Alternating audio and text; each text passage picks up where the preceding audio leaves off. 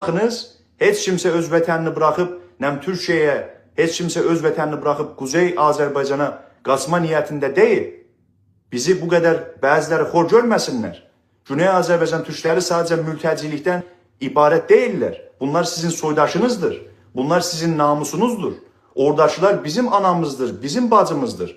Bizim ricamız budur ki, Türk Devletleri Təşkilatı nə işə yarar? Tamam dil birliği, tamam iş birliği, tamam əskeri birlik, tamam ekonomik birlik, ama bugün sizin 40 milyondan fazla, 45 milyona yakın soydaşınız dünyada ve Türk dünyasında çox şiddətli baskı ve sancılı bir süreç ərəfəsindədir. Siz bu Türkləri tanımayacaqsınız da Avrupa Birliği mi tanıyacaq? Siz İrandakı 40-45 milyon Türkdən bəhs etməyəcəyinizdə Amerika mı bunlardan bəhs eləyəcək? Veya Çin mi veya Rusya mı? Size soruşuram ve soydaşlarımızdan rica edirəm.